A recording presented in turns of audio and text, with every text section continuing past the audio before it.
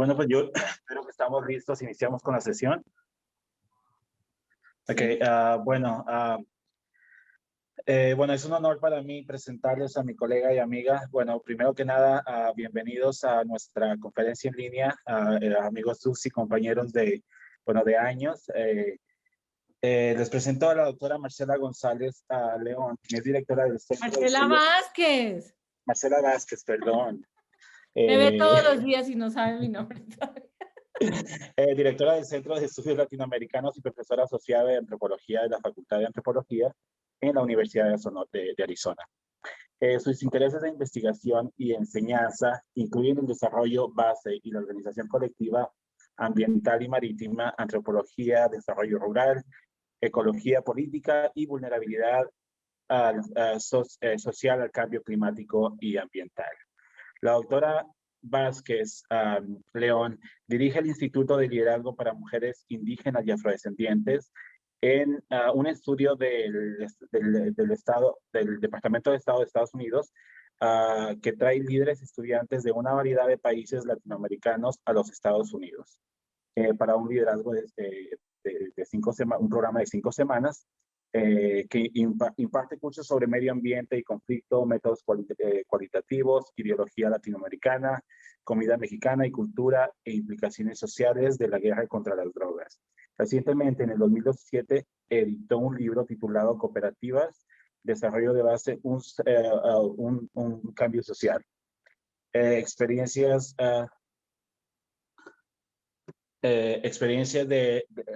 rurales en Latinoamérica, la Universidad de Arizona. Bueno, y también tiene un libro titulado Retratos de Cuba. Bueno, Marcela, te dejo con nuestros amigos. Es un honor para mí trabajar contigo y pues adelante. Nada más, bueno, al final tendremos una sesión de preguntas y respuestas de aproximadamente 15 minutos. Les voy a pedir que mandes sus preguntas a la sección de preguntas y respuestas, Q&A. Y hay interpretación, ¿no? There's interpretation for those who may need it. Just click on the icon below. Ok, voy a empezar. Voy a hacer mi share screen primero.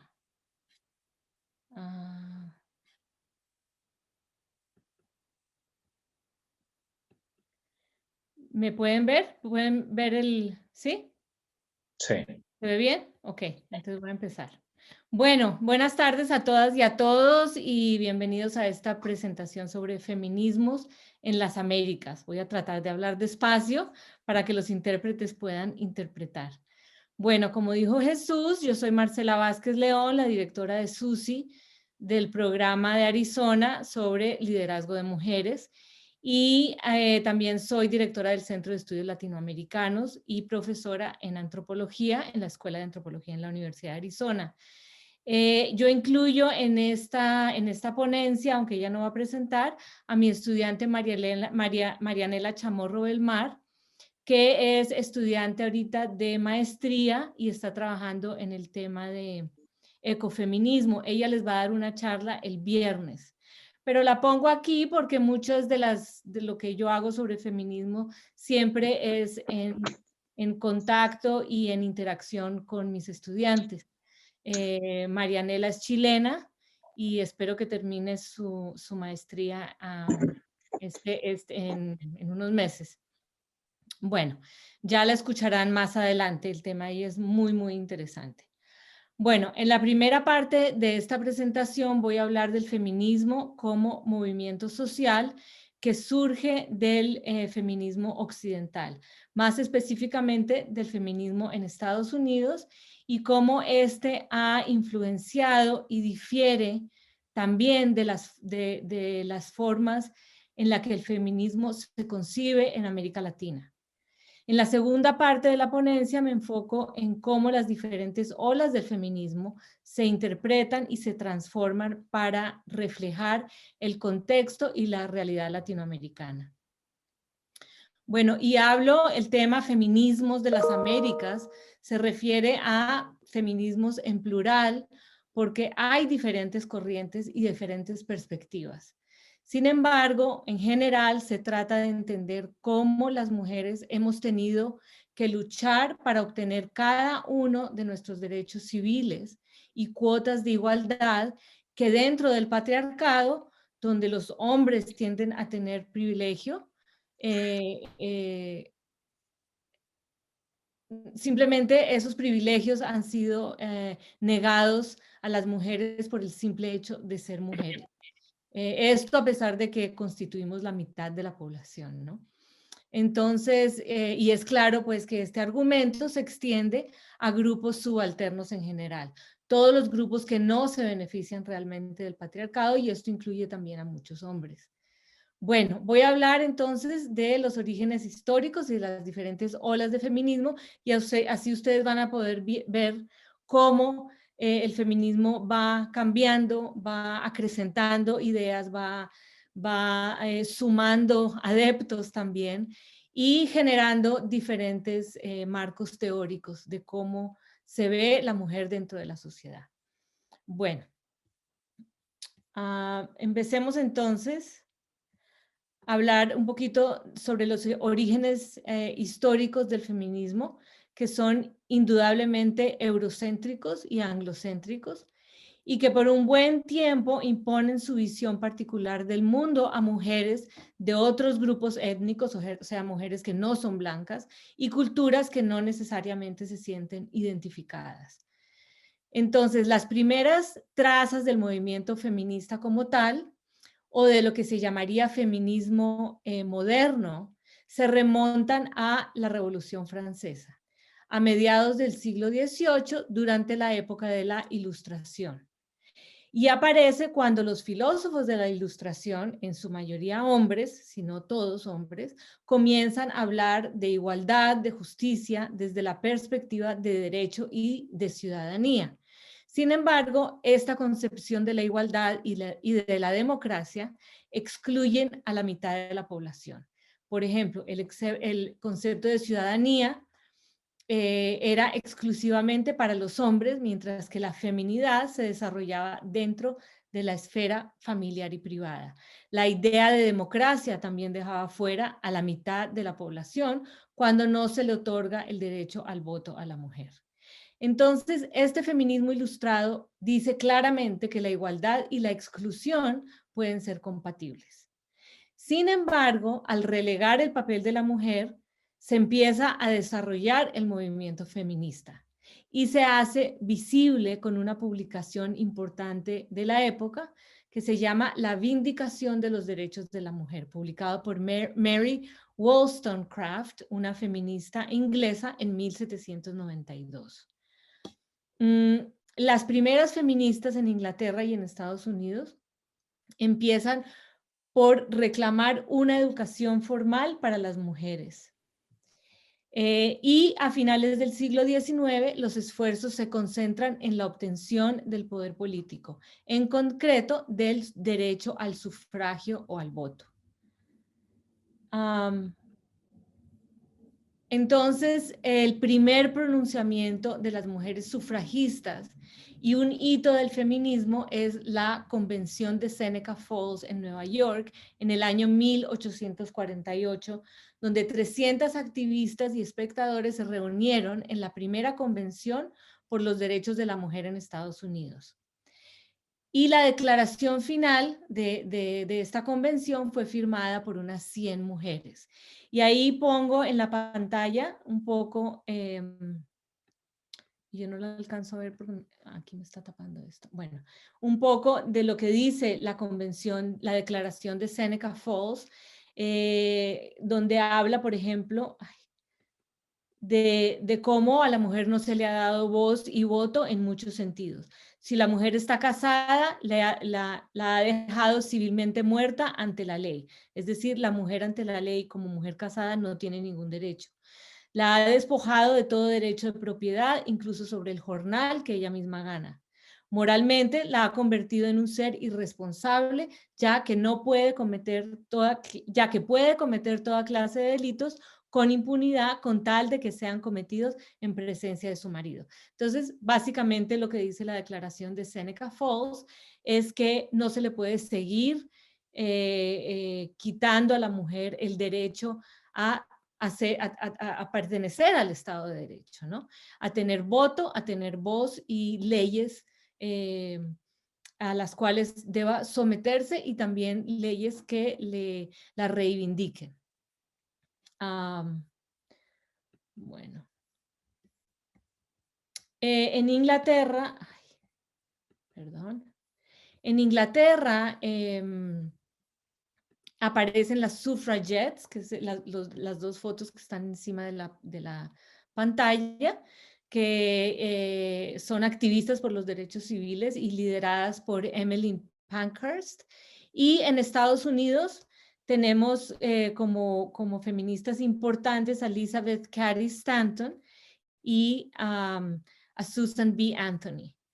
El derecho al voto se convierte entonces en una herramienta para poder ejercer ciudadanía y participar en la toma de decisiones.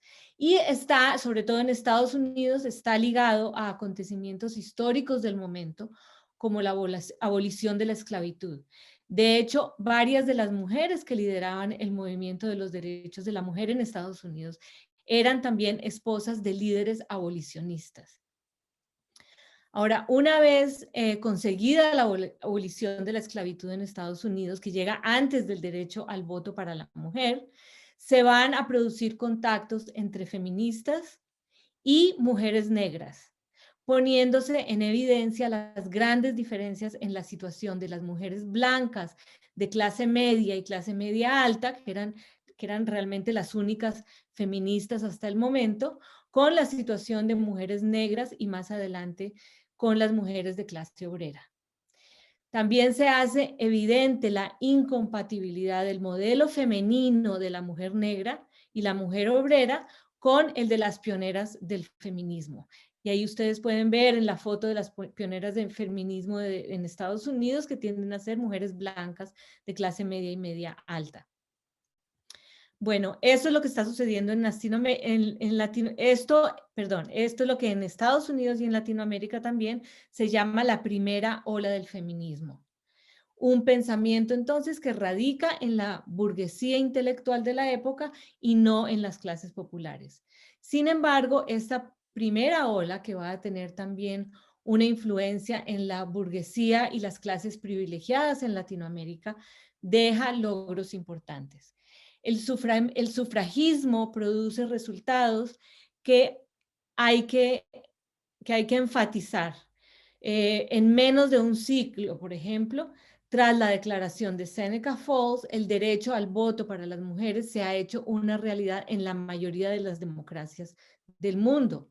El acceso a las mujeres, el acceso a la educación media de las mujeres es también un gran logro a lo largo del continente, aunque todavía falta mucho, ¿no? Y es por eso que hoy en día la feminista española Amelia Valcárcel afirma que la democracia o es feminista o no es democracia, ¿sí? Hoy en día esta frase se refiere a una noción de democracia que comienza con el voto, pero que va mucho más lejos que eso, y eso lo vamos a ver a medida que hable de las siguientes olas de feminismo. Bueno, la segunda ola llega entre principios empieza a principios de la década de los 60 y termina más o menos en la década de los 80. Ahora, se habla de olas de feminismo porque a lo largo del movimiento feminista todo se ha ido consiguiendo a través de una lucha cívica y pacífica y muy de poco a poco, ¿sí? No son movimientos que logran quebrar definitivamente las estructuras patriarcales, pero sí cada una de estas olas nos deja un impacto, ¿sí? Un antecedente para seguir luchando por la igualdad de participación y también para la construcción de nuestras propias identidades como mujeres, como género y también como mujeres que somos sujeto histórico, ¿no? Entonces, esta segunda ola del movimiento en Estados Unidos centra su lucha en una amplia variedad de temas, no solo en lo jurídico o en el reconocimiento de derechos civiles como lo hacía la primera ola. Aquí hay una afirmación emblemática de la época que dice, ay, perdón, esa no, estoy donde no es. aquí, que dice, lo personal o lo privado es político. Es un argumento político utilizado como lema no solo de la segunda ola feminista, sino también del movimiento estudiantil en Estados Unidos.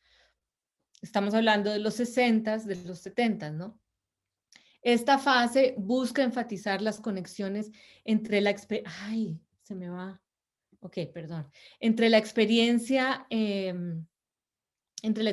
personal y las estructuras más amplias de la sociedad, ¿no? Las estructuras políticas y sociales.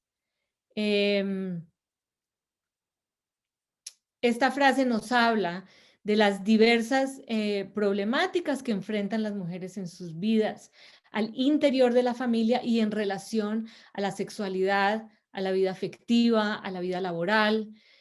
Lo personal es político porque cada uno de estos roles de género han sido construidos social y políticamente por las estructuras dominantes.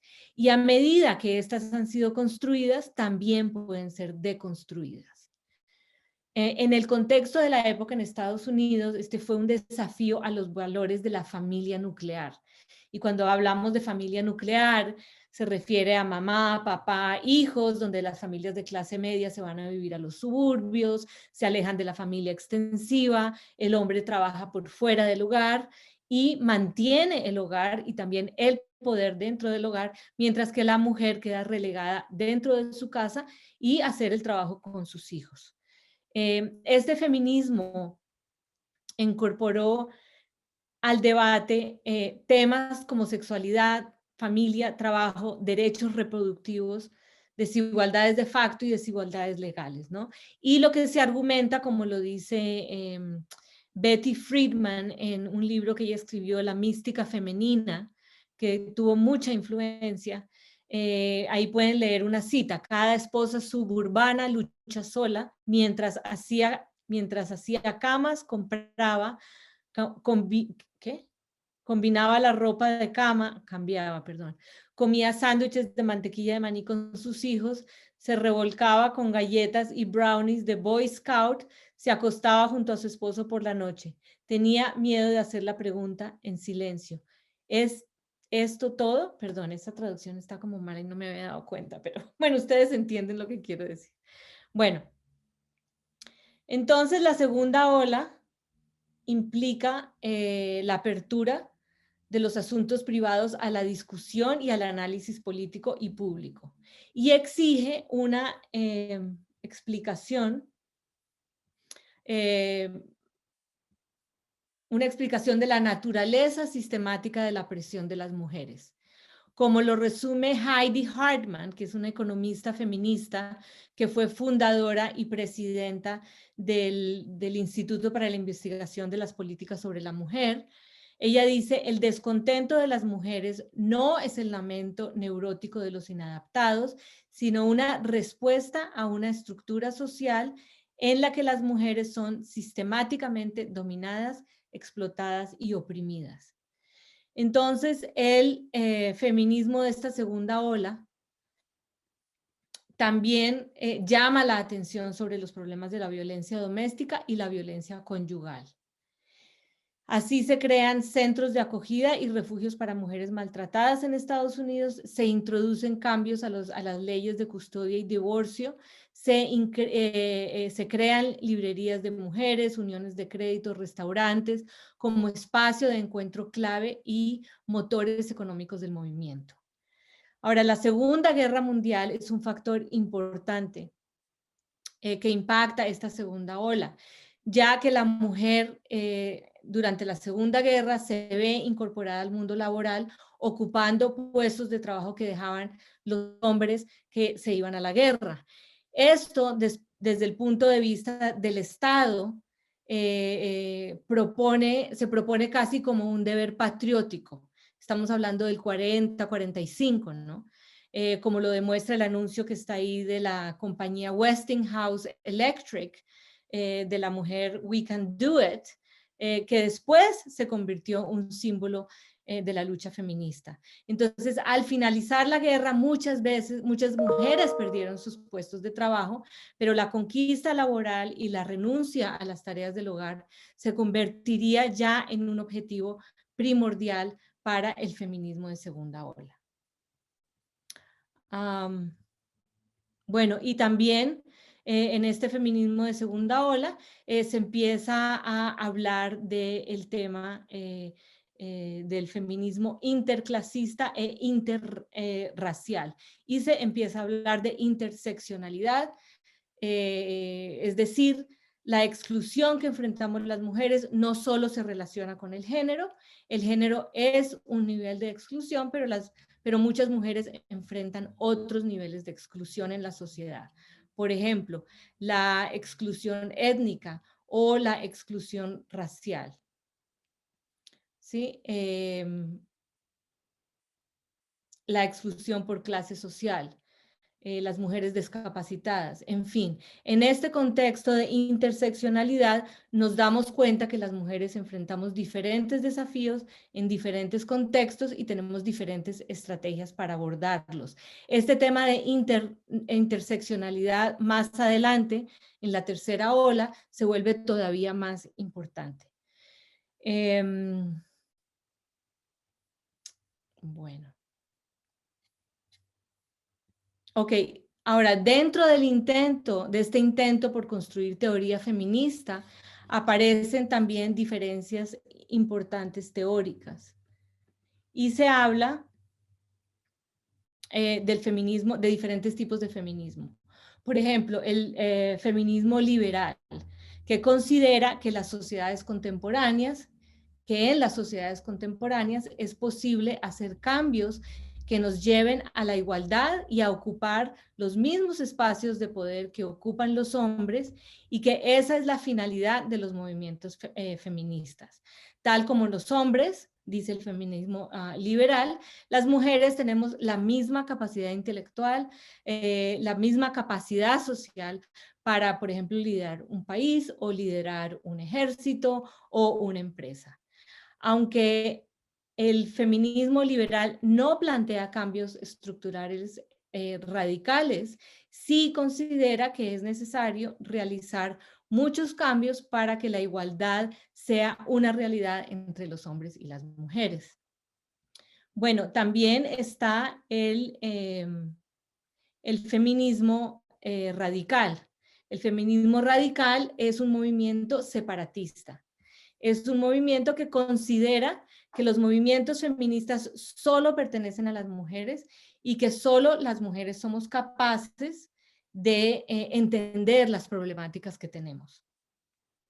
Este feminismo radical habla de que las mujeres hemos sido oprimidas y violentadas por los hombres por muchas generaciones y que los hombres destruyeron el matriarcado. Entonces, es hora de volver a dominar y de volver a tener más poder que los hombres en la sociedad.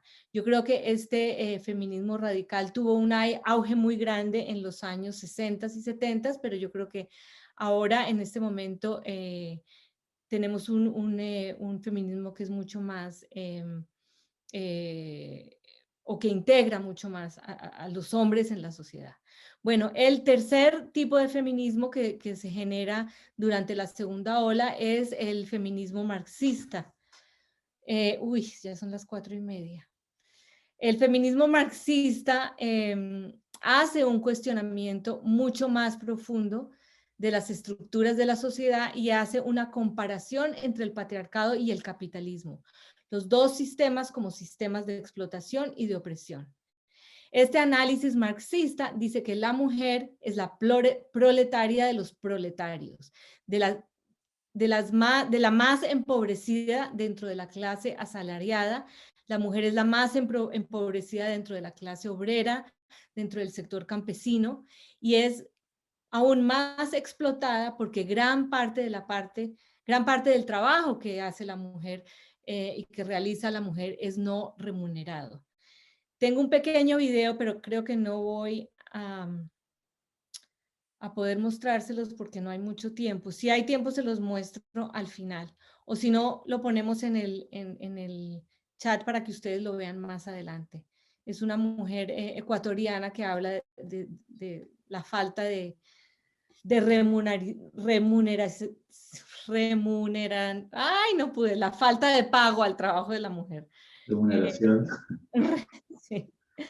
Bueno, vamos a la tercera hora, a la tercera ola feminista, y voy rapidísimo porque se me acabó el tiempo. Se extiende desde la década de los 90 hasta la actualidad, aunque algunas autoras afirman que los acontecimientos recientes pertenecen a una cuarta ola. En todo caso, el feminismo de la tercera ola defiende que no solo existe que no existe un solo modelo de mujer y que aparecen nuevas interpretaciones hacia el género. Aquí se fortalece la idea de interseccionalidad y esta tercera ola se nutre de otras corrientes. Aparece, por ejemplo, el ecofeminismo, el feminismo racial, el ecofeminismo vegetativo, que dice que todas las formas de opresión están ligadas y deben ser erradicadas, refiriéndose a los seres humanos, pero también a todos los seres vivos y al planeta, ¿no? Está el movimiento transfemenino, donde cada persona tiene el derecho de individualizar expresiones de género sin sentirse juzgado. Está también el feminismo posmoderno, que tiene como objetivo realmente acabar con el patriarcado, realmente desestabilizarlo y desestabilizar las normas del patriarcado. Entonces, en esta tercera ola se toma conciencia de que la jerarquía del hombre sobre la mujer se basa en toda una estructura social que lleva siglos instalada, que es el patriarcado o heteropatriarcado. Y dentro de este patriarcado también hay hombres que son explotados. Entonces no excluye a los hombres, ¿no? ¿Quieres que iniciemos podemos iniciar con preguntas, Marcela? Ay, Dios mío, bueno, me faltó toda la parte de América Latina. Déjame rapidito, hablo sobre eso, porque la realidad de América Latina es muy diferente. Okay. 3 minutos. Ok, en 3 minutos, dame.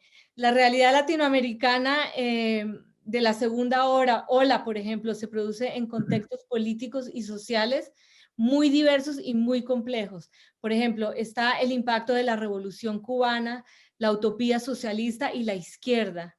Está también todas las cruentas dictaduras militares en Brasil, Argentina, Guatemala, Chile, en fin. Hay una gran diferencia entre países y en las realidades que viven las mujeres latinoamericanas en diferentes contextos. Entonces, así, sumando rápido, ¿qué pasa con las mujeres en los movimientos de mujeres en Latinoamérica? Que tienen problemas mucho más graves que atender, ¿no? Entonces, el feminismo en América Latina está ligado al tema de pobreza social, al tema de violencia no solo contra las mujeres, sino contra los grupos étnicos, contra los negros, contra las clases sociales más pobres.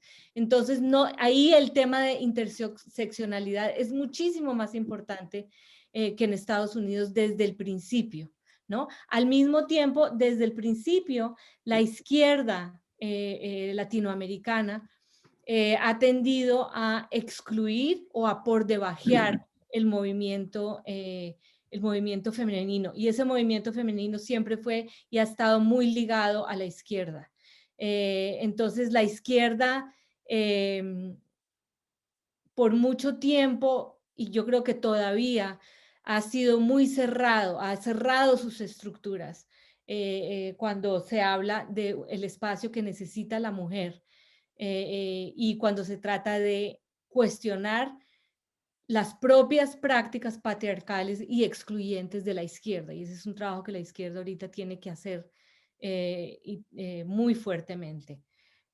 Bueno, hay lemas importantes que salen durante esta época, por ejemplo, un lema que salió durante la dictadura en Chile: democracia en el país, en la casa y en la cama.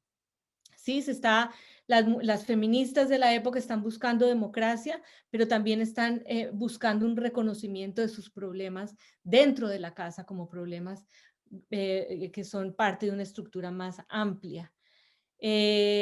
Bueno, esto es importante también porque hay una convergencia entre lo que es la teología de la liberación y los movimientos feministas, donde son las mujeres las que toman el liderazgo de educar a mujeres en las clases populares y también de ayudar a las familias más pobres a que tengan que comer, por ejemplo, a través de la olla común, que hoy en día siguen siendo mujeres líderes importantes, aunque no necesariamente se tengan que definir como feministas.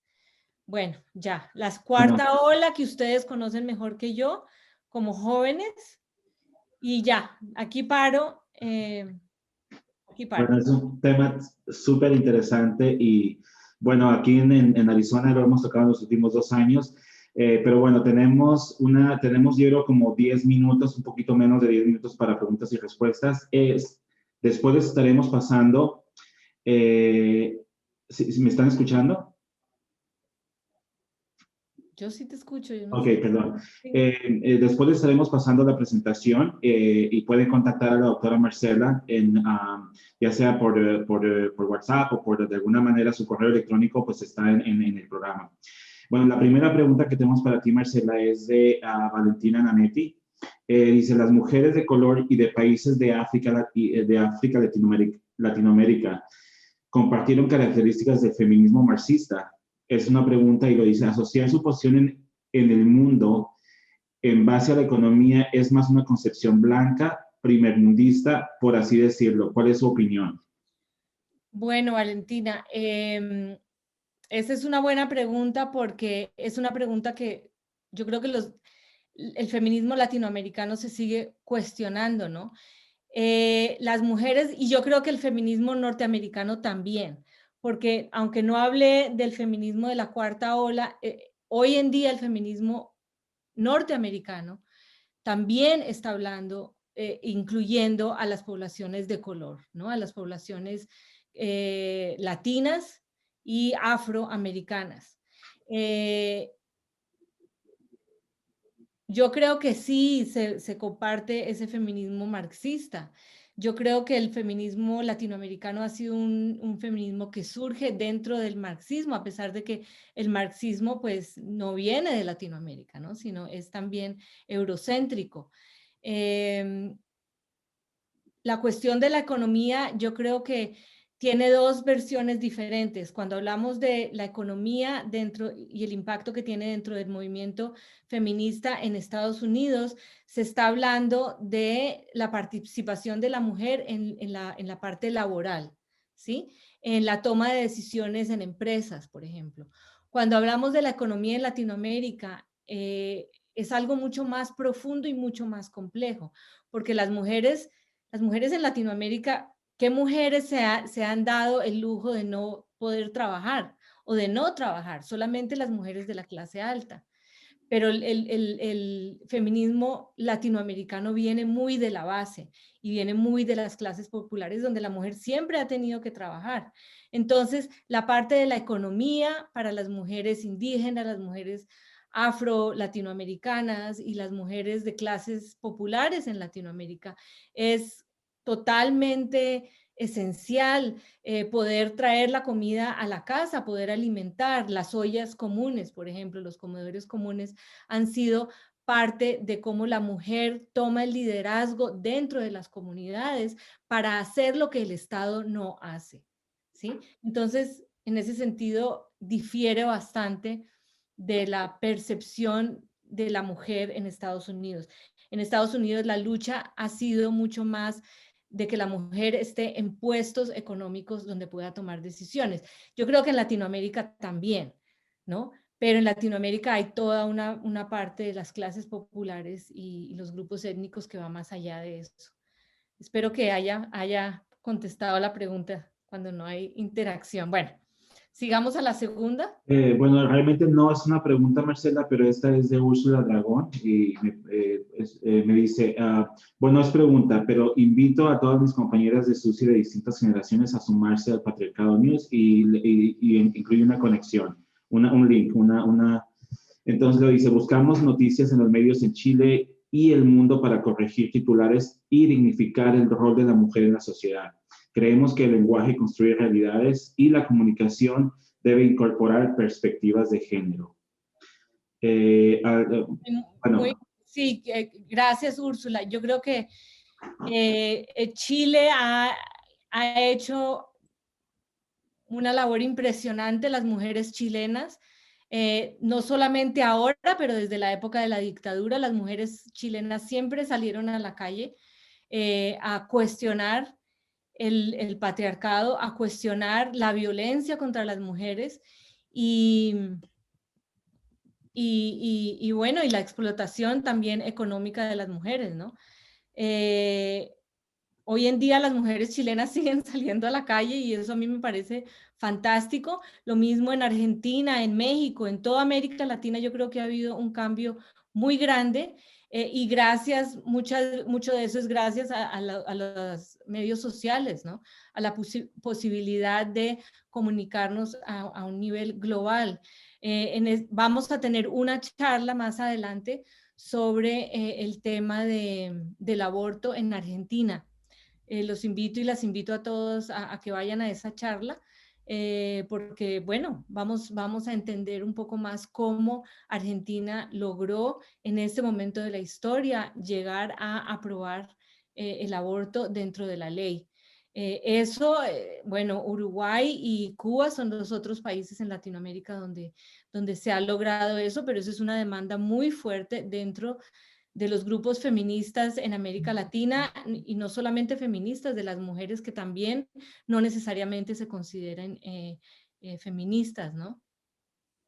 Bueno, ahí hay otra pregunta. Sí, tenemos un comentario de Alejandra Jimena de Bolivia, Marcela, y nos dice, definitivamente se inició de una manera muy acertada al decir que no existe solo un feminismo. Existen muchos feminismos y estos son tan diversos que nacen a partir de las distintas realidades y necesidades por las cuales atravesamos.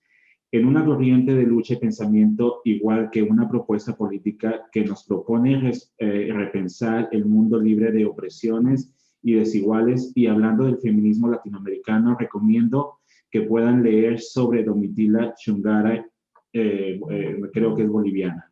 Sí, sí. Sí, hay muchas de las cosas que no he hablado porque no ha habido el tiempo, pero sí, definitivamente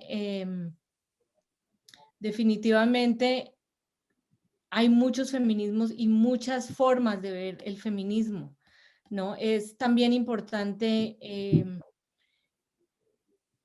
ver qué nos une como mujeres latinoamericanas, ¿no? Yo creo que sí, o sea, dentro de los movimientos feministas hay liderazgos de todo tipo, ¿no? Y hay diferentes manifestaciones. Y obviamente no podemos hablar de un solo feminismo en Latinoamérica. En realidad el feminismo en Latinoamérica nunca se ha manifestado como una idea universal que nos caracteriza, sino que se ha manifestado con mucha complejidad, con muchos cambios, y eso para que el feminismo sea un movimiento social convincente. Y eso es lo que estoy viendo que está pasando hoy en día, un movimiento social que sea irrefutable para quienes se sienten más identificados con una identidad latinoamericana. Para eso el feminismo tiene que tocar muchas puertas y muchas realidades, ¿no? Marcela, mira, bueno, les voy a dejar, pueden seguir a lo mejor con un par de preguntas, los voy a dejar con Edgardo. Tengo que continuar, nos vamos, yo me voy a micrófono abierto, pero si quieren unos minutos más, les voy a dejar con Marcela y Edgardo les puede ayudar un poquito. Creo que hay otro comentario. Bueno, chicos, nos estamos viendo en unos momentos. Hasta pronto. Ok. Bueno. Gracias, Marcela. No sé si quieran irse para el micrófono abierto, como no los puedo oír. Yo quería una cosita nomás que me faltó. Bueno, coméntalo, Marcela, los dejo por ahora. Gracias. No, vete. Gracias, Jesús. Quería solamente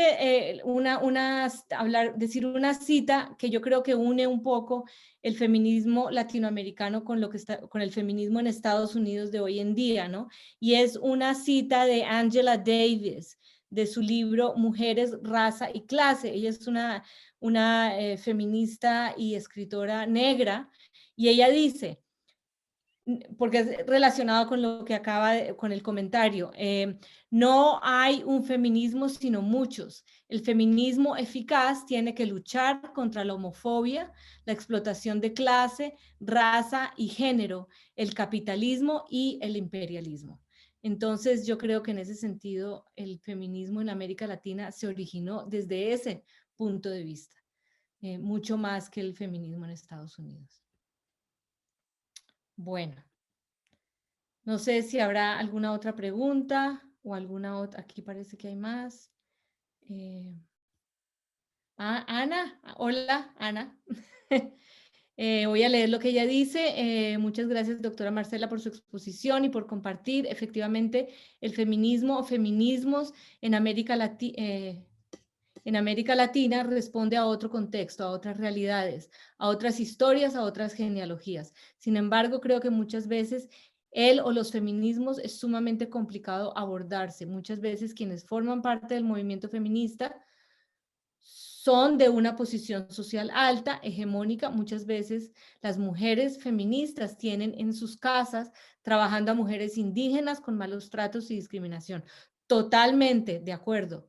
Y ese es uno de los retos más grandes del feminismo. Por eso el hecho de que el feminismo entre dentro de las clases populares es tan importante. Claro, las mujeres feministas de clase social alta que tienen una buena educación son las que se han podido dar el lujo de teorizar el feminismo. Pero en Latinoamérica, las mujeres que han llevado a práctica el feminismo, sin llamarse necesariamente feministas, han sido desde las épocas de las dictaduras y desde antes las mujeres más pobres que han estado como líderes, y muchas veces los movimientos a los que ellas han pertenecido ni siquiera las reconocen dentro de su contexto como movimiento feministas. Entonces hay mucho trabajo por hacer todavía. Ustedes son una generación maravillosa que tiene acceso a miles de formas de comunicación, pero también y tienen acceso a enterarse más de todo lo que está pasando en el mundo y de todos los desastres y de la violencia que sigue continuando. Como sabemos, los femicidios en todas partes de América Latina que están sucediendo todos los días, esa continúa siendo una realidad. Y yo creo que ustedes como mujeres jóvenes, pero también como hombres jóvenes, yo tengo 2 hijos de la edad de ustedes que son hombres, ellos son feministas, porque ellos se criaron conmigo, ¿no? Y yo creo que ya hay toda una generación que tiene una percepción diferente, y es esa la generación, ya sea de clase alta, de clase media o de clase baja, es la generación que tiene que seguir cuestionando, ¿no? Y como dice Ana, es inadmitible que mujeres que hablan de feminismo y que son de clase alta estén explotando y tratando mal a las mujeres indígenas, porque eso no es feminismo. Como dice Angela Davis, para que seamos efectivas y eficaces tenemos que acabar con la explotación a todo nivel, ¿no? A ver, hay otra pregunta de Ana. ¿Usted piensa que se puede hablar de feminismos o feminismo en los pueblos indígenas o en los pueblos originarios? Claro que sí. De la lengua, hablar de feminismo no tiene cabida. Sin embargo, creo que al ser mujeres en la comunidad nos podemos volver feministas. Totalmente sí. De hecho, el video que tenía para mostrarles, que tal vez Clía lo puede poner ahí en el chat, ese video es una mujer indígena ecuatoriana que habla del feminismo indígena, en el sentido de que así no se hable como feminismo. Hay una cosa importante que hay que tener en cuenta. O sea, podemos romantizar, ¿no? Nuestros antepasados indígenas, afrodescendientes, y decir que el machismo llegó solamente con la colonia, pero pues eso no es cierto, ¿no? Siempre ha habido machismo, y el feminismo siempre tiene que ser importante. Sin embargo, lo que viven las mujeres indígenas hoy en día está totalmente fuera de lo que pasaba en las comunidades indígenas tradicionales. Entonces, eso también hay que tenerlo en cuenta. El femicidio que pasa hoy en día no es lo mismo que pasaba en la época precolonial. El hecho de que la mujer, el valor de la mujer económico no existe en una sociedad, en sociedades que son capitalistas, es un tema relativamente reciente. Entonces, claro que se tiene que hablar de feminismo latinoamericano y hay feministas latinoamericanas muy fuertes, como Rigoberta Menchú, que es de la época de los 60, que siguen siendo importantes y que están luchando y estaban luchando no solo por las mujeres, sino también por sus compañeros y por la pobreza que ha habido y la explotación que ha habido entre los pueblos indígenas. Bueno, no sé si habrá más preguntas. Pongamos el video se demora 2 minutos y yo creo que pueden hacer clic en el video, es un video de Facebook que está ahí en el chat y si quieren volver, vuelvan o si no, pueden irse a su micrófono abierto o pueden nomás agarrar el enlace y verlo más tarde, es 2 o 3 minutos, no es más. Bueno, pero habla de feminismo indígena. Ok, bueno, les agradezco por estar aquí y bueno, y espero seguir viéndolos en diferentes contextos. Ahorita no los puedo ver, pero cuando estén en los grupos tal vez sí vaya a poder verles las caras. Muchas gracias a nuestros intérpretes Nico y Ivette y Clía, muchas gracias también por hacer toda la parte técnica y Jesús por presentar y modelar.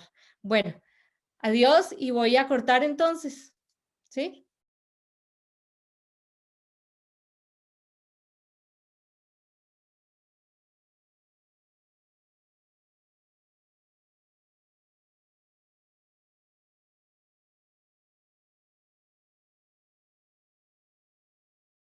Hola a todos y todas, bienvenidos a nuestra charla sobre el aporte de la mujer afroecuatoriana a la etnoeducación desde la realidad y la perspectiva histórica.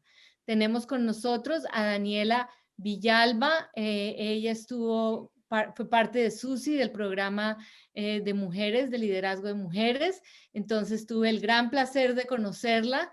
Y de disfrutarla cuando estuvo aquí, entonces me pone muy contenta verte, Daniela, y con muchas ganas de escuchar tu ponencia. Daniela Villalba Angulo es una mujer afroecuatoriana, es licenciada en Ciencias de la Educación y abogada de la República del Ecuador. Y es coordinadora general de la Asociación Intercultural Canela y Púrpura, actualmente que desarrolla procesos de trabajo en el territorio ancestral de Imbabura con mujeres y niños. Desde el enfoque de identidad, derechos y no violencia. Ella también es coordinadora de educación del espacio Encuentro de Palenques Afroecuatorianos EPA, Somos Semilla. Experiencia de trabajo con organizaciones afroecuatorianas durante 11 años y tiene proyectos de derechos humanos. Elaboró la propuesta de política pública para la implementación de etnoeducación afroecuatoriana y acceso a la educación superior. Muchísimas gracias, Daniela. Bienvenida y te dejo la palabra. Muchas gracias, Marce, por esta linda presentación. Qué gusto podernos ver, así sea a través de esta pantalla. Para mí es un gusto como SUSI, estoy en SUSI Arizona 2018, poder ser parte de este espacio, compartir mucho del aprendizaje que tuve ahí, porque actualmente lo aplico muchísimo donde estoy actualmente. Bueno, yo voy a hablar sobre la etnoeducación afroecuatoriana. Traté de hacer una presentación interactiva para que puedan visualizar más. Yo digo que siempre se aprende más con imágenes. Voy a compartir pantalla porque preparé una presentación justamente para poder llegar con las imágenes, cómo se dio este proceso histórico de las mujeres desde afroecuatorianas, desde los procesos etnoeducativos. Para abordar este tema es muy importante recalcar que no es un proceso que nació ayer, realmente es un proceso de siglos. Está en nuestra memoria colectiva el poder como mujeres compartir nuestro conocimiento, dejarlo generación tras generación. Espero que se vea la pantalla, justo le estoy compartiendo este momento. Genial. Entonces, para empezar, yo puse los rostros de varias mujeres afroecuatorianas.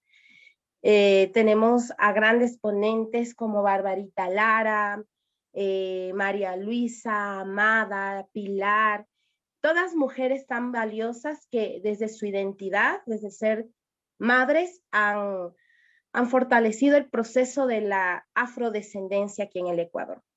No solo vamos a hablar de la etnoeducación, sino que vamos a ver cómo desde la realidad y la perspectiva histórica hemos aportado las mujeres de toda América al tema de la memoria colectiva del pueblo africano.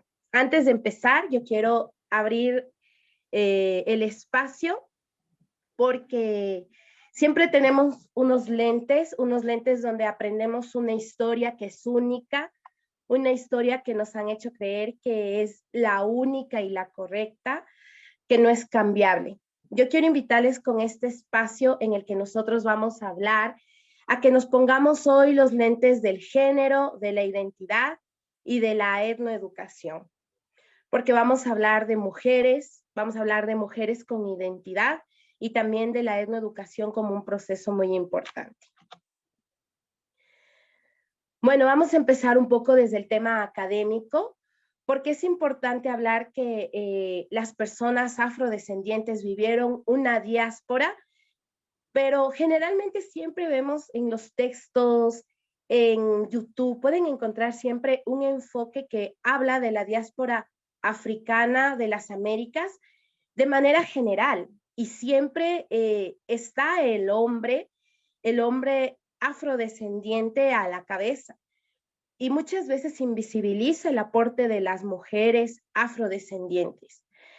Quiero ponernos en arista justamente en el lado derecho. Nosotros encontramos procesos de racismo, de esclavitud, de colonialismo, que lo podríamos generalizar para el tema histórico de la afrodescendencia. Pero a más de eso, a más de esas características, a las mujeres afro hay que sumarles el tema del machismo, el tema de la invisibilización por ser mujeres.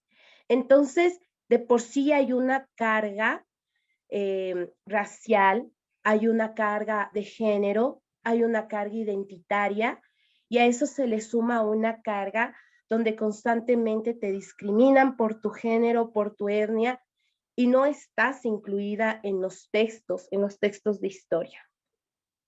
Y a esto nos vamos también con el tema de la modernidad capitalista, ¿no?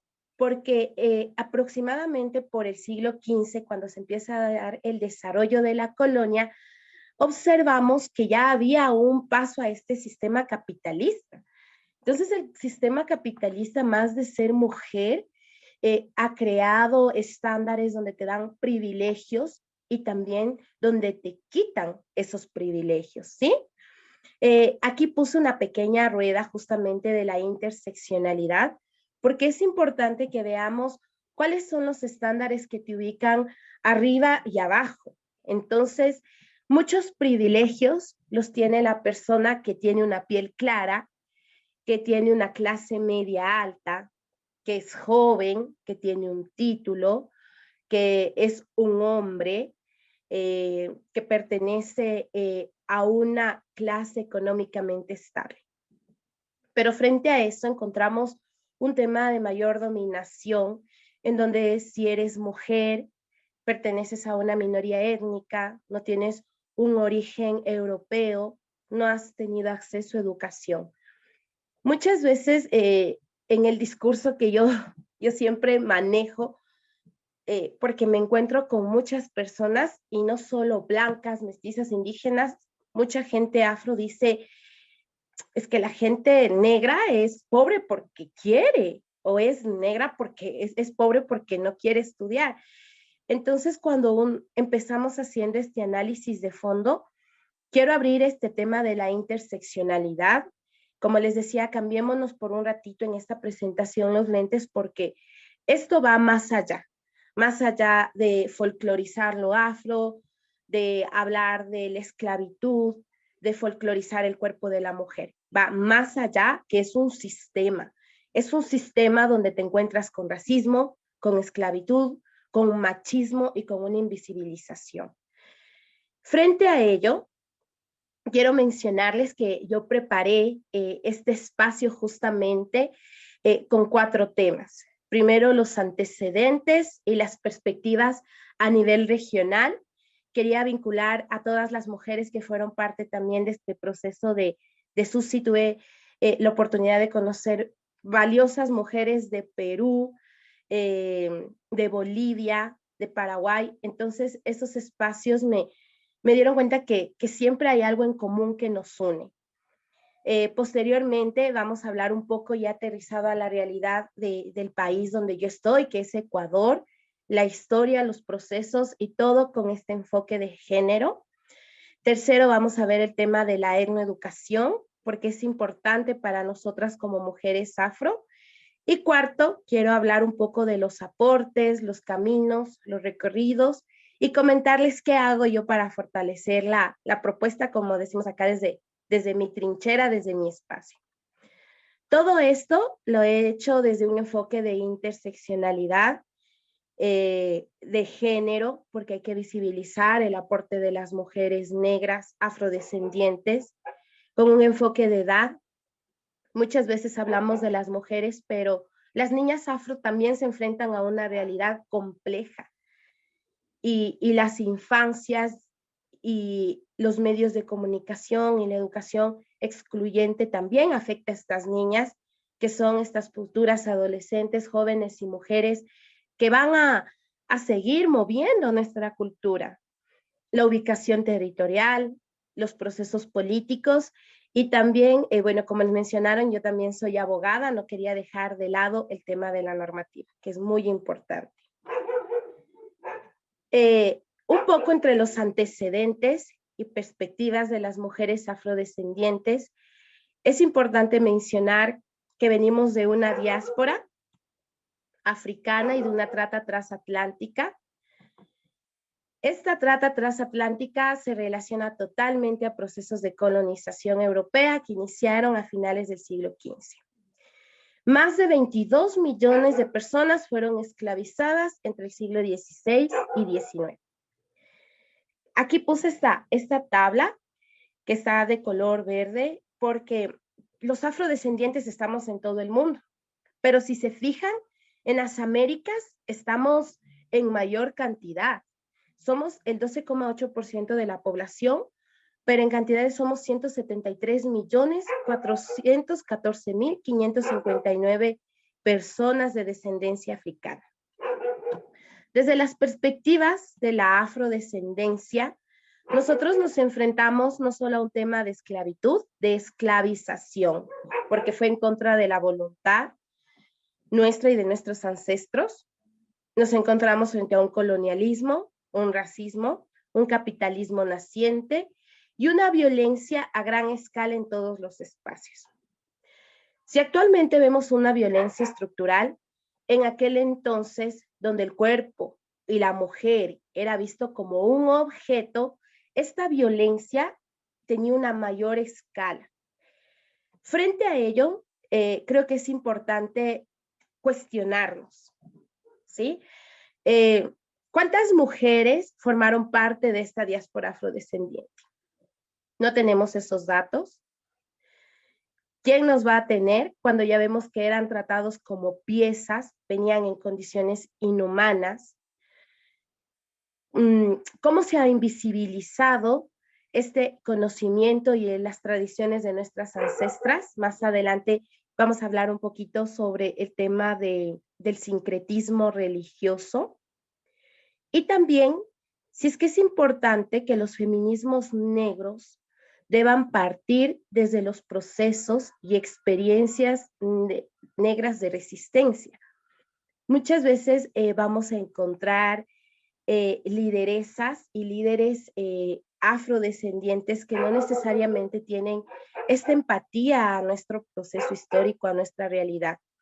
Por ello es importante que tengamos claro el por qué es definitivamente el meollo del asunto que nosotros veamos a la etnoeducación y al aporte de la mujer como estratégicos para sobrellevar estos problemas, como el colonialismo en la educación, la exclusión, el racismo y la discriminación.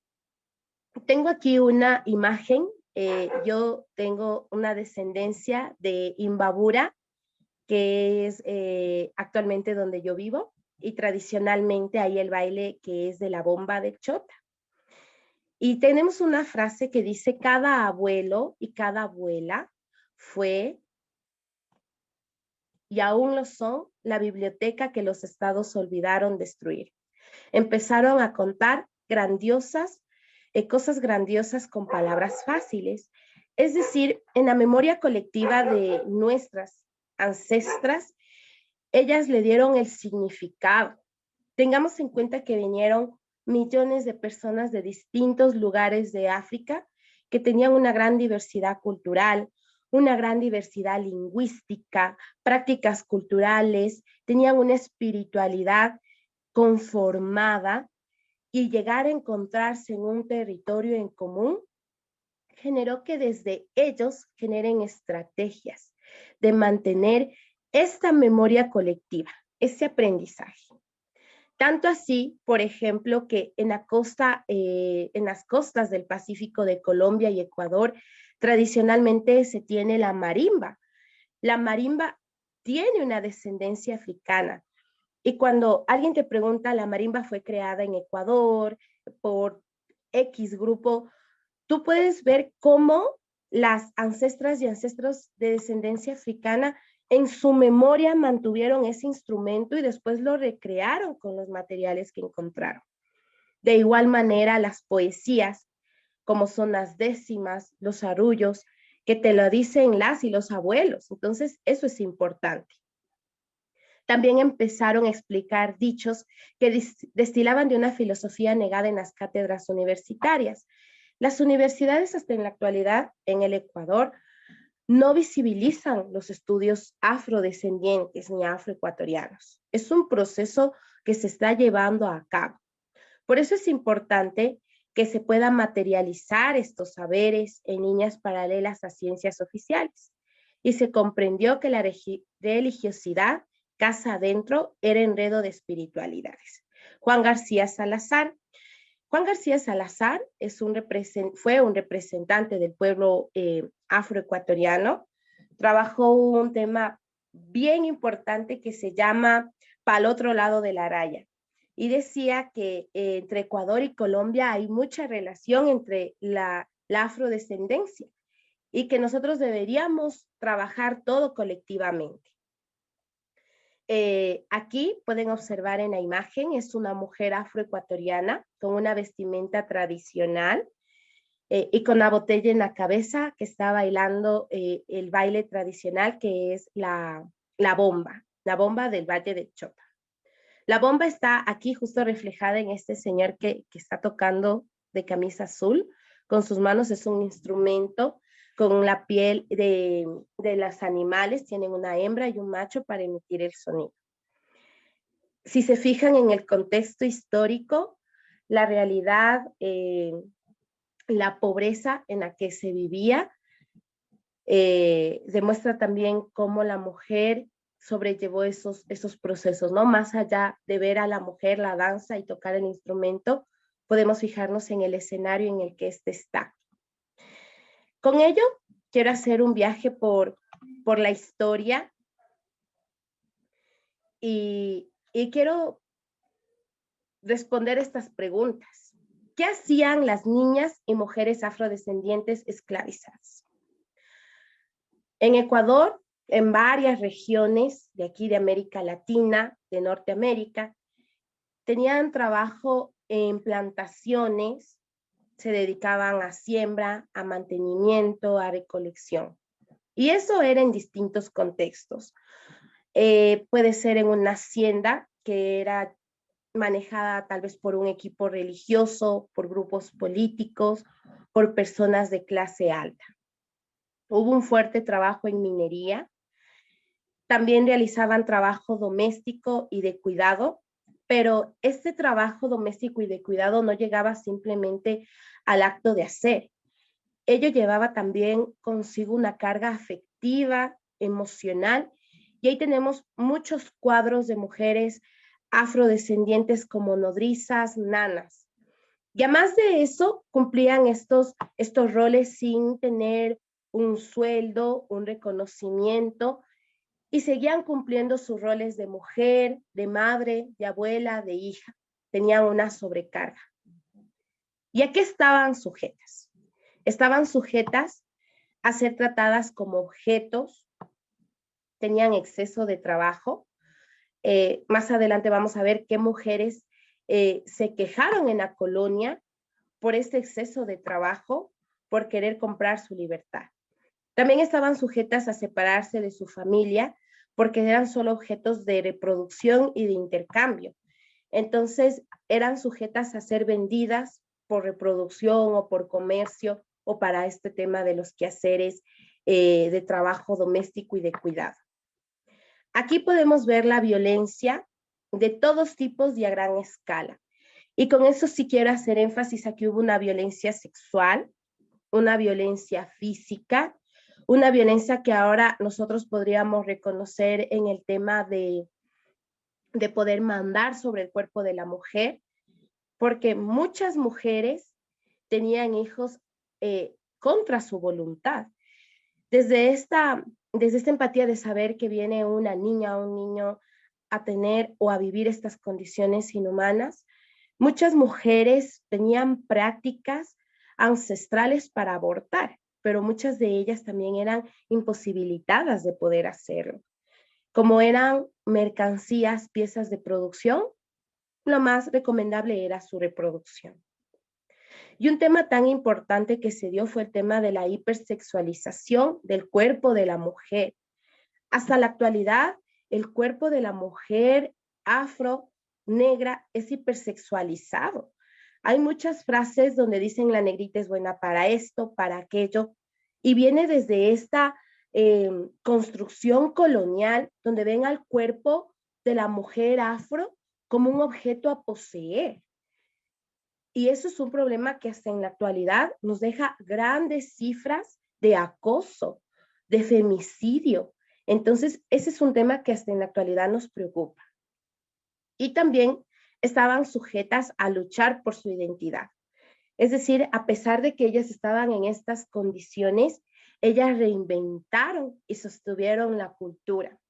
Y ahí se da mucho este tema que les decía del sincretismo religioso, que es de la religión, por ejemplo, Yoruba, en donde Yemanyá está representada en la Virgen de las Mercedes, o donde se hacía una misa católica, pero en realidad estaban planeando otras acciones como huir, escapar, generar mecanismos de resistencia, y muchos santos de descendencia africana actualmente tienen rasgos blancos. ¿Por qué? Porque eso fue una medida de supervivencia. Aquí en Ecuador hay un programa muy bonito que lleva una asociación que se llama El Niño Dios de Chocolate. Entonces a los niños desde pequeños se les da esa cosmovisión de que el niño Dios no era un niño blanco de ojos azules y una Virgen María de cabello lacio, blanca. Todo eso es parte del sincretismo, porque hasta las construcciones históricas y antropológicas demuestran que muchas de las filosofías actuales vienen de África. Con todo este tema, estas mujeres todas fueron cimarronas. Fueron cimarronas, generaron cambios, generaron resistencia, generaban economía. Es decir, no estaban en un espacio únicamente de sumisión. al cosechar, al sembrar, al coger oro, distintos minerales, ellas generaban una economía muy fuerte. Y eso es importante de que no se visibiliza que en la historia la mujer afrodescendiente generaba economía. Toda esta historia ha sido borrada y olvidada. Hasta los procesos independentistas, en donde ni siquiera se reconoce la participación de las mujeres afrodescendientes en las campañas libertarias de Simón Bolívar, que fueron muchísimas mujeres. Y así también van surgiendo varias relaciones de sangre, es decir, van surgiendo etnias donde se ponen distintos nombres como zambos, mulatos, por ejemplo, mulato de una manera incorrecta. Y así la mujer también se va enfrentando a esto, ¿no? Si hay un poder, hay un abuso, tu hijo nace de una etnia, a pesar de ello generas un reconocimiento. Y a la actualidad muchas personas que tienen su tez blanca tienen una descendencia africana y tienen un conocimiento total de la cultura afrodescendiente porque su abuela, su mamá, su tía tienen viva este tema de la historia de resistencia como negras. Aquí puse una canción que es muy conocida, que es Duerme Negrito, que más allá de ser una canción, es una canción que nos permite reflexionar. Más o menos va así, ¿no? Dice, duerme, duerme, negrito, que tu mamá esté en el campo, negrito. Entonces, esta realidad muestra el trabajo de la mamá, pero también aquí encuentran esta parte que dice, si el negro no se duerme, viene Diablo Blanco y ¡zas! Le come la patita. Todo ese tema hace una referencia a que se enfrentaban las niñas, los niños, las mujeres. Es una canción muy conocida, la cantan mucho para la siesta de los niños, pero tiene una realidad y una carga histórica fuerte. Continuando con nuestro viaje histórico, ya vimos cómo fue esta trata transatlántica, que hacían estas mujeres esclavizadas.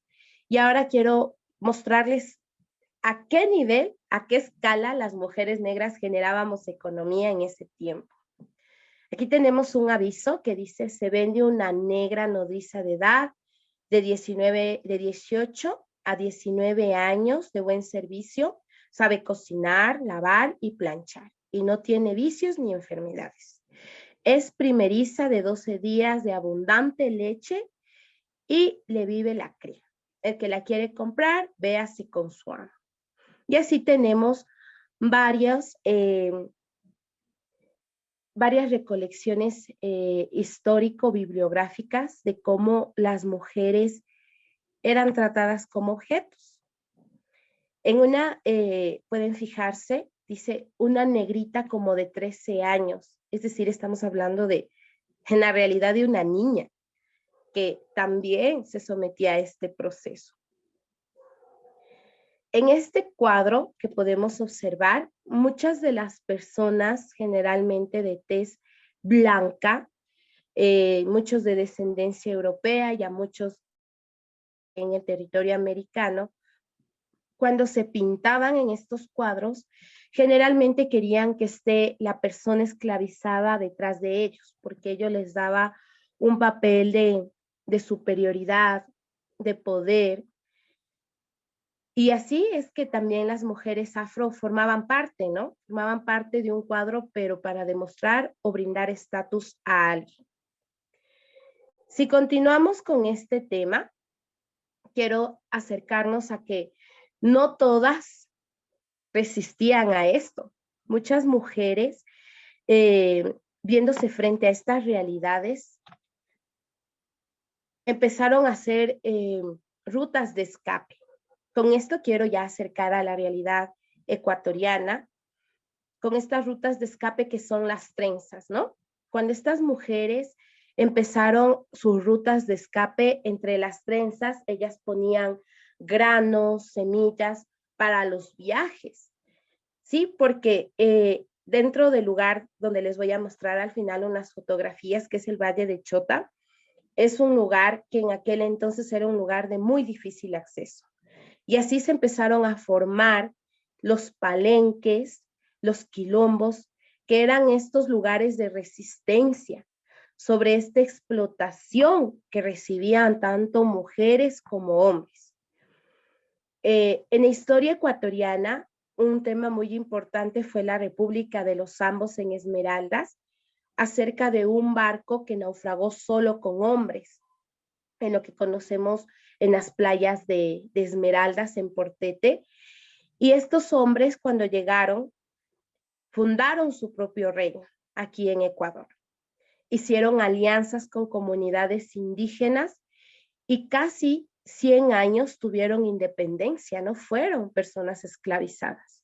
A muy diferencia a lo que pasó en la Sierra Ecuatoriana, donde fue el Valle de Chota y otras comunidades, donde es que los jesuitas tenían en primera instancia personas indígenas en condición y en situación de esclavitud, pero por no resistir las condiciones climáticas las movieron a los altiplanos y traían a personas esclavizadas de descendencia africana para que trabajen las tierras.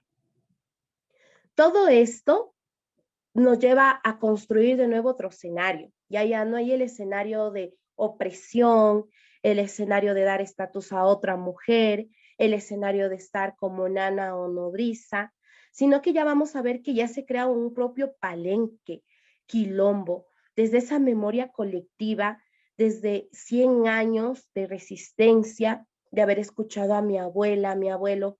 Vamos a retomar esas prácticas que un momento nos dijeron que eran prácticas prohibidas. Y desde ahí empieza este tema de la educación, una memoria colectiva, un trabajo colectivo, porque, como les mencioné, venían de distinta ascendencia y de nuevo confluir en un espacio donde eres libre, ya no eres un objeto, ya puedes demostrar tus sentimientos. Eso fue este tema de los palenques y los quilombos. Estas prácticas africanas nuevamente se retomaron, las recrearon con los materiales que tenían a su alcance y también se da una organización más incluyente. Por decirlo así, que la mujer también en un tema se redujo notablemente el tema de la violencia dentro de estos espacios.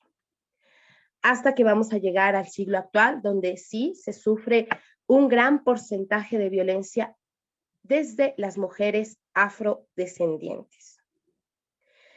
El sostenimiento de la comunidad dentro de la sierra, aquí en el Ecuador, se mantiene desde una cochita amorosa. La cochita amorosa consistía en que en las comunidades, como no había luz, no había velas, al llegar la noche se reunían alrededor de las personas mayores, hombres, mujeres, y dialogaban sobre su cultura, sobre lo que tenían, sobre el desarrollo de la comunidad. Yo podría definir que este ya es un proceso del primer paso hacia la etnoeducación. Como les decía, la etnoeducación, que ya la vamos a definir, no es algo que apareció hace 100 años, hace 150 años, es algo que se ha sostenido durante siglos, porque está en la memoria colectiva de los hombres y mujeres de descendencia africana. Y qué mejor en las mujeres que son las sabias. En este proceso libertario tenemos a varias mujeres, muchas que están invisibilizadas y muchas que han sido recreadas desde la realidad o a veces desde intereses políticos. Aquí tenemos, por ejemplo, a Martina Carillo, que era de la Hacienda La Concepción. Ella viajó aproximadamente 4 días desde donde me encuentro casi actualmente a Quito y fue y le dijo en ese tiempo al presidente de la colonia y le dijo, miren, en las haciendas donde estamos nos maltratan, nos golpean, destruyen nuestro cuerpo con látigos. Y este presidente hizo un compromiso de mejorar las condiciones de estas personas esclavizadas aquí en el norte de Ecuador. Pero cuando ella regresó, recibió igual muchos látigos y ella fue una voz invisibilizada. A pesar de que se arriesgó, salió, caminó y llegó, cuando regresó fue una mujer que fue acallada, invisibilizada por la violencia. Aquí tenemos, por ejemplo, una campaña muy fuerte que se movilizó en Quito, que fue las veladas libertarias. Muchos han escuchado de Simón Bolívar, del sueño de Simón Bolívar y los procesos independentistas. Aquí en Ecuador lo hizo junto a una mujer que se llamaba Manuela Sáenz. Pero Manuela Sáenz tenía 2 mujeres esclavizadas que siempre la acompañaban. En los libros, ustedes pueden observar que dice Manuela Sáenz tenía 2 negras que la acompañaban siempre y hacían sonidos de animales para que ella se entretuviera. Es decir, tenía 2 mujeres para que ella sea feliz, tenía 2 payasos. Toda esa concepción se le da a la mujer negra. Pero en realidad, si ustedes se fijan aquí, dice Día de Manuela Sáenz, Jonatas y Nathan Sáenz. Jonatas y Nathan Sáenz eran de la hacienda de Carpuela y ellas le acompañaron a Manuela Sáenz en este proceso de liberación. Y quienes realmente se ponían el uniforme de Simón Bolívar eran ellas, eran estas mujeres que eran esclavizadas, que más allá de tener ese punto afectivo, también eran conscientes de la importancia de la libertad aquí en el Ecuador. Como pueden fijarse, solo se conoce el rostro aproximado de Jonathan Sáenz. El rostro de Nathan es un rostro desconocido, pero consta en los textos históricos. María Chiquinquirá, que fue una de las primeras mujeres que compró su libertad en Guayaquil, y aún así no se respetaba sus decisiones. Muy posicionada, muy empoderada, pero con una sobrecarga de ser mujer negra y de haber sido una mujer esclavizada. Tenemos aquí 3 nombres, por ejemplo, María Barreto y Navarrete, que también luchó en la colonia. Era una mujer afro que también apoyó económicamente a las campañas libertarias. Su rostro es desconocido. Tenemos a María del Tránsito Sorrosa. Tenemos a Tomasa Margarita, mujeres afroecuatorianas que estuvieron ahí siempre en este proceso independentista y no se conoce sus rostros. Mujeres invisibilizadas. Ahora vamos a hablar cuál fue el aporte a la independencia. Los afrodescendientes en toda América apoyamos totalmente a estos procesos de independencia. Siempre hubo ese sueño de que quien apoya va a tener su libertad. Se sumaron a ese sueño, lucharon, pero las mujeres también estuvieron ahí. Eran ellas quienes acompañaban cargando también las ollas. Ellas eran quienes cocinaban, quienes acompañaban a estos procesos de sostener los equipos, de sostener todos estos ejércitos. Y muchas de esas mujeres tienen rostros desconocidos porque también murieron luchando. Estos procesos en los textos educativos uno no los encuentra. Y desde ahí nosotros vamos a dar un salto a la liberación y los procesos sociales. Después de 323 años que se abolió la esclavitud en el Ecuador, en 1851, había hombres y mujeres con una gran memoria colectiva que aportaban económicamente al país, pero nada más se cambió este nombre, ahora ya no era esclavismo, ahora son guasipungos, ahora eran tierras donde se mantenían estructuras de explotación laboral. Las mujeres continuaron cumpliendo estos roles domésticos, ya más se empezaron a sumar problemáticas donde ya se cargaban con roles y violencia de género ya más fuerte desde la misma etnia. Para el siglo XX ya se fortalecen los procesos organizativos y ahí tenemos mucho el tema de la influencia internacional y nacional. Podemos mencionar, por ejemplo, a Martin Luther King, Nelson Mandela, a Malcolm X, a Angela Davis, a Rosa Parks, muchas mujeres que ya iban moviéndose desde su cosmovisión, desde sus espacios de explotación, y aquí muchos hombres y mujeres que ya empezaban a leer y a decir, a ver, los negros también somos parte del Ecuador, pero para esta década de los 50 tenemos al maestro Juan García Salazar, que empieza un trabajo binacional fuerte y dice, a ver, la historia de los afroecuatorianos no está levantada, debemos levantarla en textos, debemos tener archivos y expedientes. Pero él se da cuenta y dice, a ver, la historia de la costa del Pacífico es muy similar en Colombia y Ecuador. Se debe generar una estructura de trabajo uniforme. Y como les decía, en Nacier es diferente, vienen de un proceso religioso más fuerte jesuita. Entonces se levantó todos estos procesos.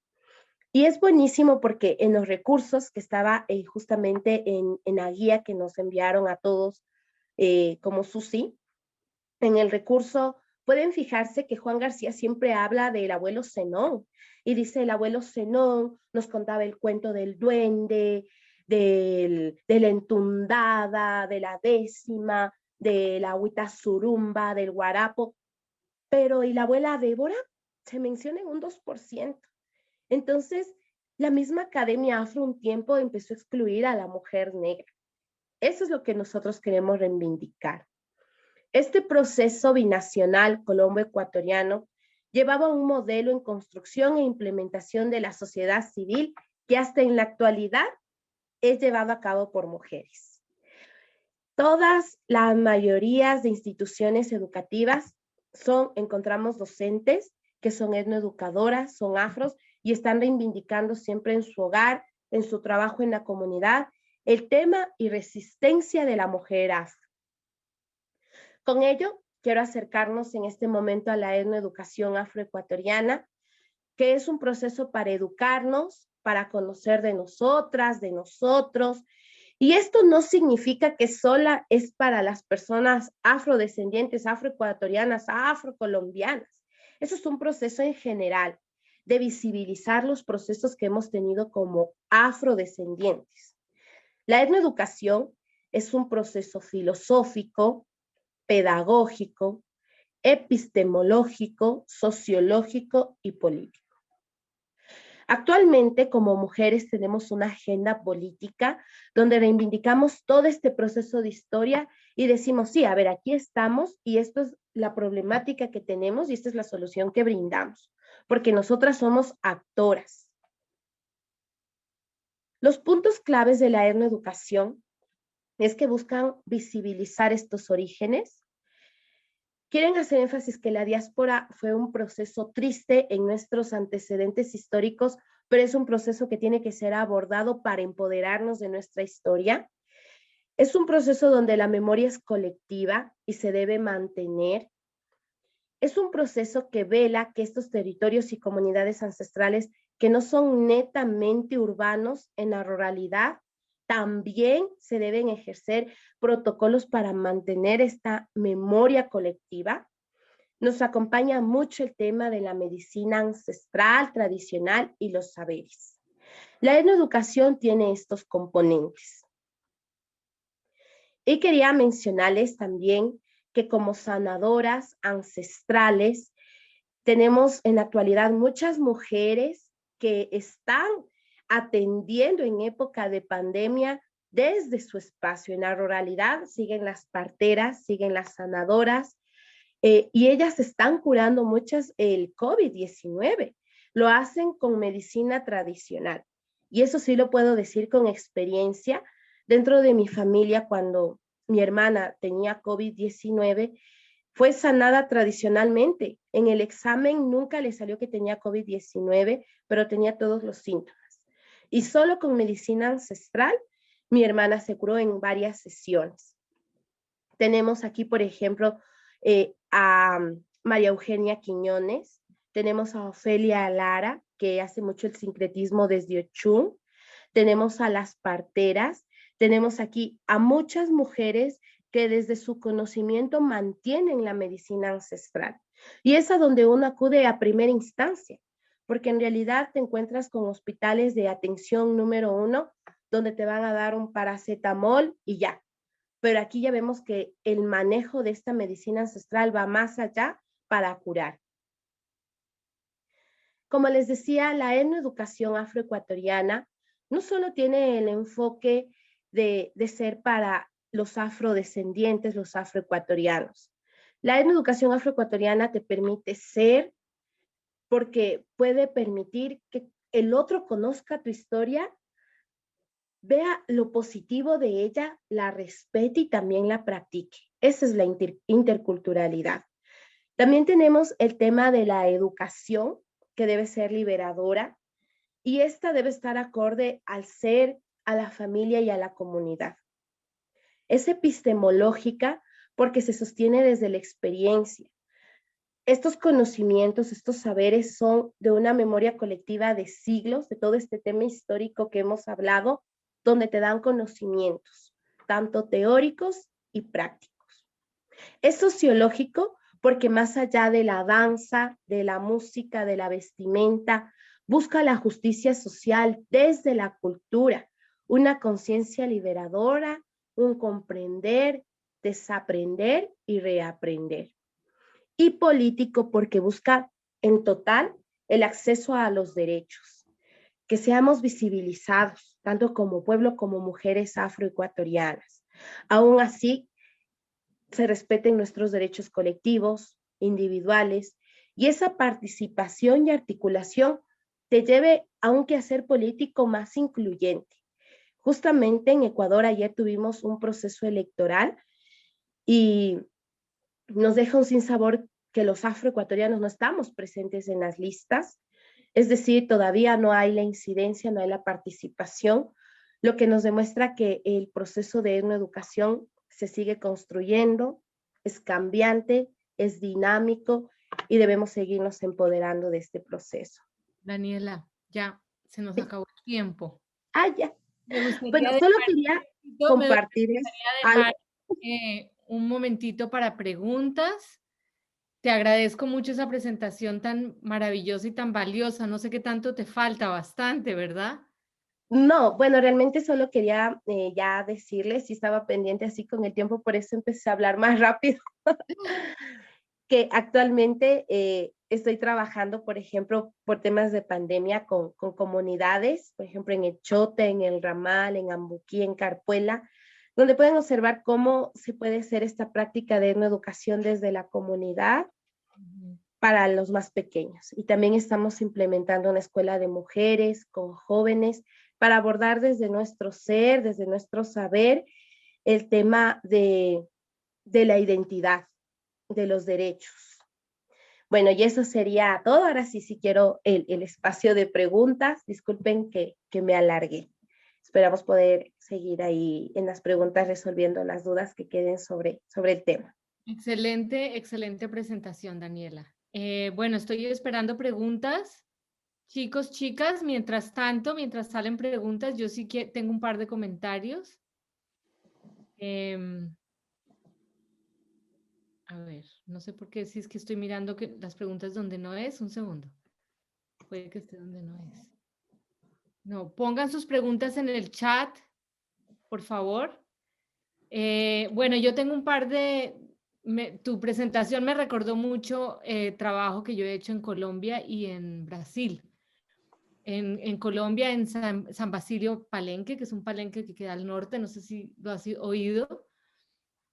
Es un palenque donde los pobladores huyeron de la esclavitud hace más de 100 años y crearon su propia comunidad. Ellos hoy en día todavía usan muchas palabras de diferentes lenguas africanas del oeste de África. Tienen una tradición oral muy fuerte.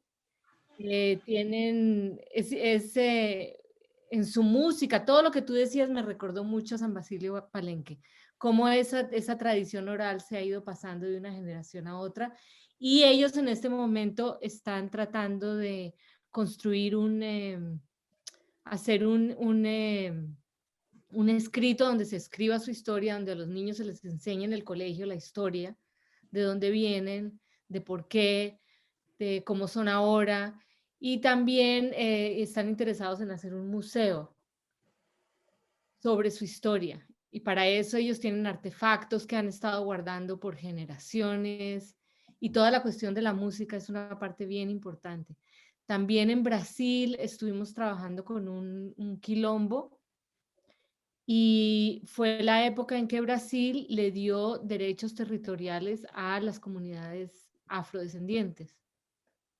Entonces ellos empezaron todo un tema de educación ecológica, de comidas también, tradición de comida, y, y lo que tú dices es parte de la educación, y parte no solamente de educarse dentro de la comunidad, pero de educar a la gente de afuera, ¿no? Sobre la importancia. Ahora, tienes dos preguntas. Una es de Eva Basilio. Hola, Eva. Hola, Daniela. ¿En qué página o Facebook podemos seguir su trabajo? Muchas gracias por compartir. Estuvo muy interesante. Entonces, no sé si Bueno, quieres escribir en el chat. sí, ya le escribo en Escríbenos. este momento. Ya. Bueno. Camila Valdivieso. Hola, Dani. Camila de Perú. ¿Cómo crees que debamos orientar la educación en niños que viven en un ambiente racista, interiorizado y normalizado? ¿Cómo abordaría el tema con los niños? Esa es una buena pregunta. Sí, bueno, cabe mencionar que como hablamos al inicio, nosotros venimos de un sistema colonial donde te han normalizado muchas prácticas, muchas conductas, y los niños tienden a creer que eso es lo correcto, porque también lo han interiorizado sus padres, su madre. Pero ahí es donde entramos nosotros como el proceso como etnoeducadoras, porque entre más las personas sepan de su historia, es lo que pueden empoderar a las futuras generaciones. Ahora, Cami, lo que sí quiero hacer es esta reflexión, el autoidentificarte una persona también, decir, yo tengo estas raíces afrodescendientes, el autoeducarnos, el desaprender también es un deber de cada persona. Yo, afortunadamente, vengo de un hogar, mi abuelita era mestiza indígena y mi abuelito era afro. Entonces, yo sí tuve esas dos interacciones y agradezco mucho a mi mamá que ella siempre decía, el cabello es así, los afros es así, pero también tuve una sobrecarga donde decías, por ser negra, tienes que esforzarte el doble. Entonces, yo no sabía lo que era ser negra hasta que en realidad sufrí discriminación. Entonces, sí es importante que si uno identifica que hay un espacio donde una niña o un niño está sufriendo discriminación, enseñarle las herramientas para que se empodere, porque muchos hogares ya no toman en cuenta este tema de empoderar su historia, en aprender, a pesar de que tienen prácticas afrodescendientes y africanas, desconocen el tema de su historia. Y muchas veces cuando hay ese llamado de atención, yo creo que es desde los docentes también el autoeducarnos, desde nosotros también ir sensibilizando. Eso sería muy importante, Cami. Gracias por la pregunta y bueno, actualmente estoy con un manual para trabajar infancia y racismo. Me gustaría, si es que se puede, cargarlo también a los recursos, que les ayudaría mucho desde la carrera o profesión que ustedes tengan para que lo lean y sepan cómo intervenir en esos casos. Gracias, Dani. Muy buena respuesta. Y sí, si en tu página de Facebook, o no sé en qué página tienes que nos vas a compartir, ahí tienes recursos.